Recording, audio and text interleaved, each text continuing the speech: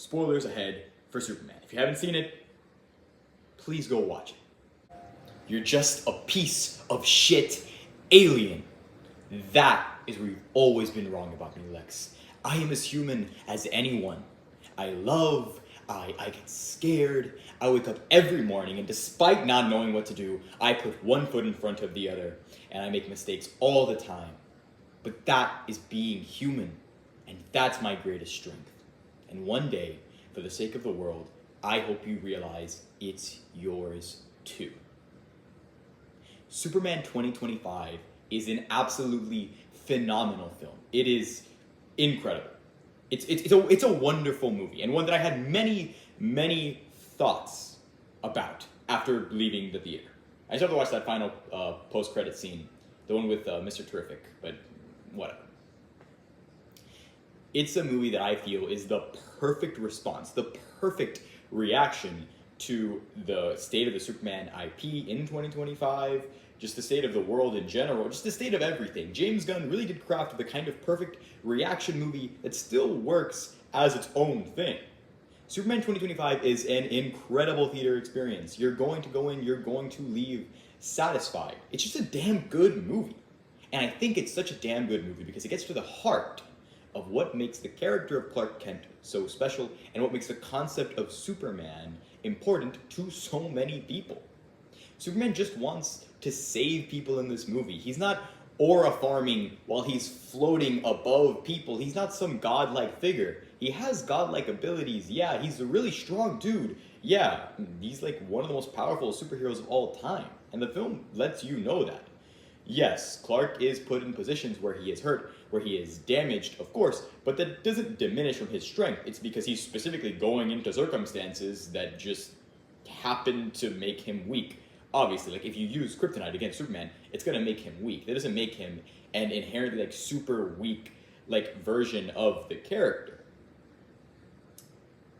But the true strength of Superman comes from his heart, comes from his upbringing and who he is as a human being. It comes from the fact that he chooses to be human every single day, even though he could very easily enslave all of us. He could very easily give in to what his parents want. He could very easily colonize the world, and he chooses not to. Some people don't really like that twist or that change to the Superman mythos, and they kind of maybe want James Gunn to retcon it, and he said he's not going to. And while I absolutely understand that, and it did take me a bit by surprise as well, I kind of like it in the context of this film specifically and what it's trying to say. By deconstructing this part of the Superman mythos, by taking the benevolence out of his space parentage, you get to focus more on Superman as a human being and on him deciding ultimately, yes, I am a human being. Yes, this is what I want to do. I want to help people. And it's not about where I'm from. It's not about the past. It's about right now and making those decisions. And whatever my parents wanted for me, whether or not they wanted me to start a space harem on planet Earth, it doesn't really matter, does it? Because I know what this symbol represents. I know what I wanted to represent. I know what the right thing to do is. I am human. Superman is not a piece of shit alien.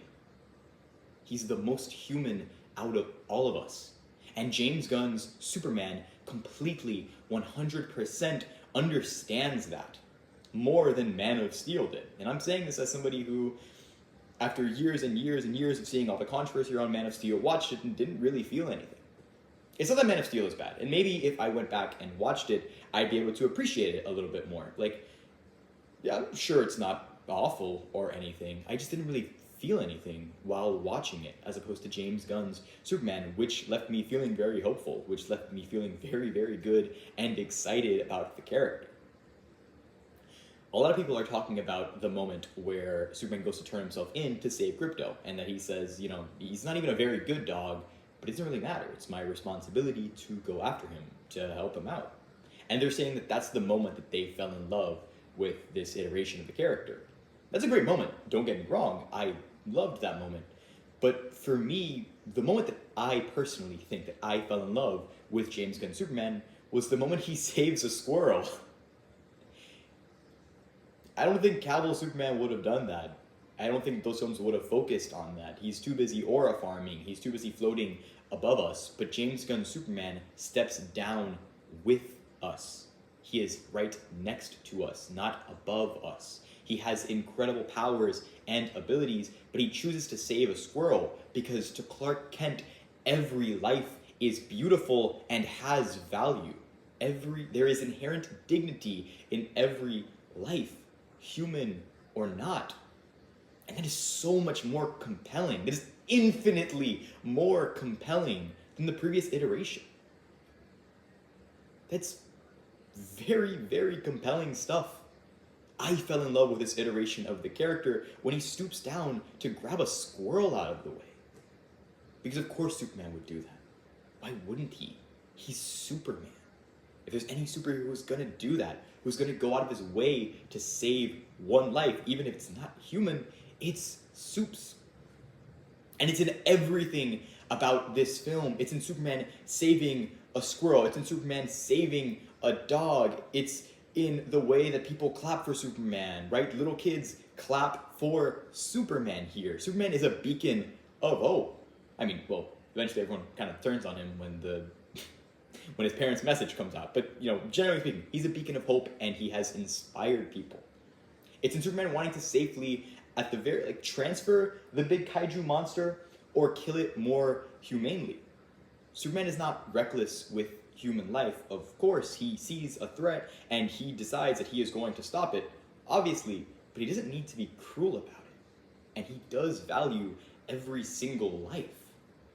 That is compelling. This film looks very cool too. Action in this movie is awesome. This movie is very comic booky. The 1A thing is dumb, but it's a Superman movie. Of course. It's based off of stupid, awesome comic books. You want that stuff. That stuff is cool. James Gunn's Superman gets to the heart of the character of Clark Kent and to the heart of a bunch of other characters as well. Lois Lane is also really damn good in this movie. Her interactions with Clark are absolutely incredible. The Kents in this movie are really solid as well. And that final scene, James Gunn really knows how to end a movie. That is the perfect Superman scene, the perfect distillation of what makes this character so special, and why I feel personally that the whole switching up his parentage thing and their motivations kind of works within the context of this film. Is it a change? Sure. Not that plot point has never necessarily been explored before, but it's not exactly what you would think of first if you were thinking of building out a Superman in a brand new main continuity. But it allows us to focus and emphasize on Clark's humanity, on the fact that he is a human being. And that final moment is quintessentially Superman. It's his parents, it's his upbringing here on Earth.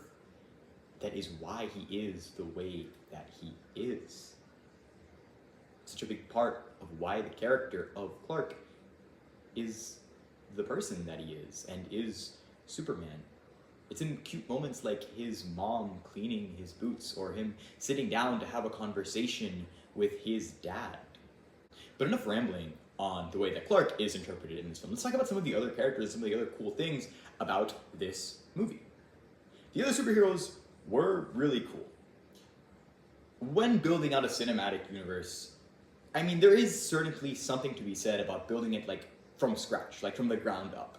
Something like the MCU, for example, we start with Iron Man, he's seemingly the only hero, and then we build out other heroes, and then obviously you get to a point in the universe where you kind of just do a bunch of retcons, and you go back, and you establish this big interconnected tapestry that goes back from the beginning of time, and that's pretty cool. And I think it's also fun to be able to trace that back to the very first film and be oh, this is how far we've come. But I don't necessarily think that would work for the DCU as well. It's not 2008 anymore, it's 2025. And we've had an entire DCEU, an entire continuity of DC movies we're resetting. Maybe it's time to just throw us into a fully fledged DC universe, right? And go from there. I think that decision is a lot of fun, and I think it's used particularly well in this movie. The other heroes contribute quite a lot. They're a lot of fun to see. Hawkgirl, Green Lantern, Mr. Terrific, they just add like a little extra spice to the movie. Not that it would have been bad without them, obviously, but it really does feel like you're reading a comic book.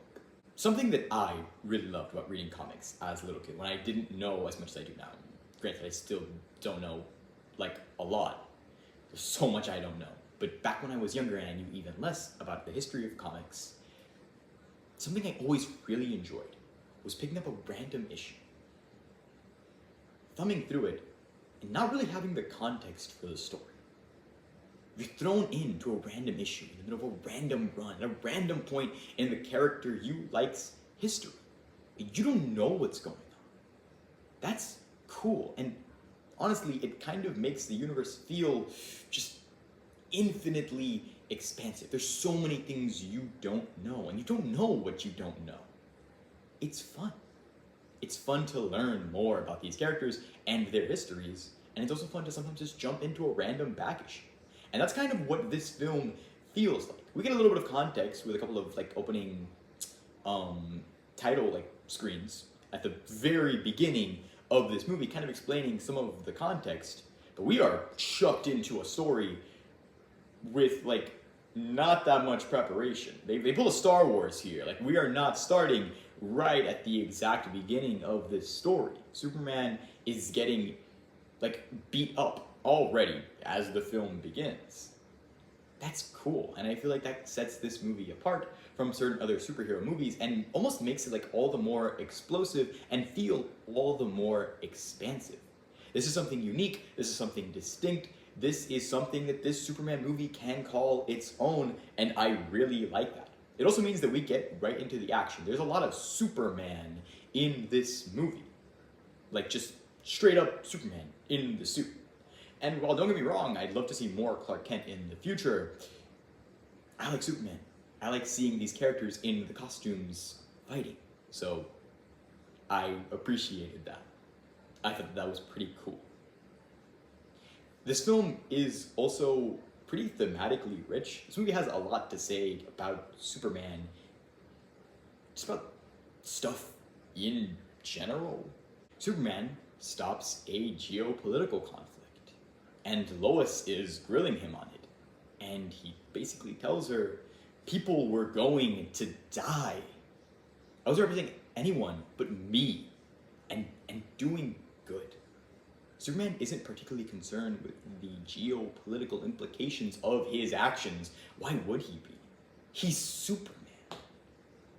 His number one concern, his top priority, is saving people, recognizing injustice, and doing something about it. And I feel like that ties perfectly into the origins of this character as a champion of the oppressed.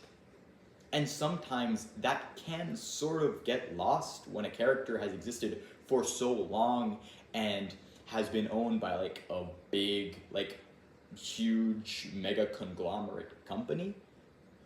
But I feel like here, it's really emphasized. Superman is a champion of the oppressed. He inspires people. He inspires real change. He is such an inspiration that he inspires other heroes to be better, to help out, to say, no, this is my problem. It's all my problem. Superman can save everyone, so he tries to save everyone and anyone that he can. That's distinctly Superman. I like that. That's pretty cool.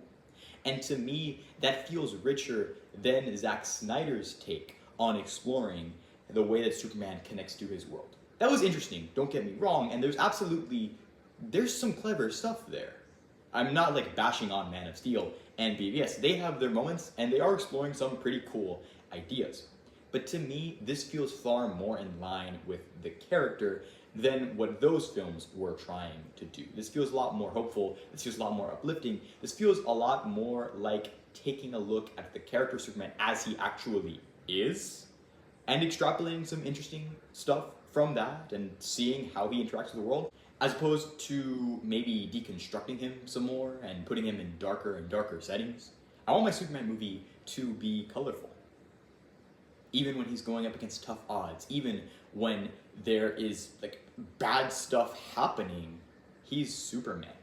He should be a beacon of light to people. And this interpretation of the character does that.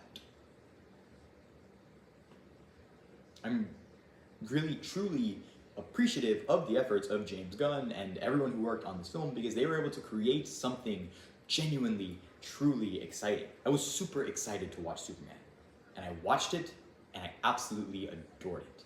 I left the movie perfectly satisfied and feeling like they gave me the character piece of Superman that I wanted. A movie that is colorful and expansive and cool and just big. There's a bunch of superheroes. Superman's doing a bunch of cool, awesome, action, fun stuff. But also, it has something to say. The movie isn't vapid. The movie really gets down to the core of what makes this character so appealing. Superman is the champion of the oppressed, and it makes you feel that side. Superman's just a good guy. He's a decent dude. He has so much power, and he chooses to use that power responsibly to help people. Because he's a good man, and he loves people, and he values life. And like Lois says, he thinks all life, like everyone he's ever met, is beautiful. That's the Superman that I want to see more of. I'm incredibly excited. It's the Superman that we got. Contrasting that against Lois Lane, a character that doubts people, doubts most things. It's pretty cool. It's pretty brilliant. And James Gunn, as always, locks in with the music, giving us punk rocker in the film.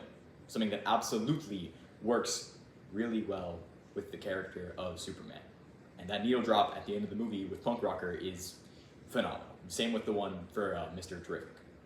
Speaking of, I really liked Mr. Terrific in this movie.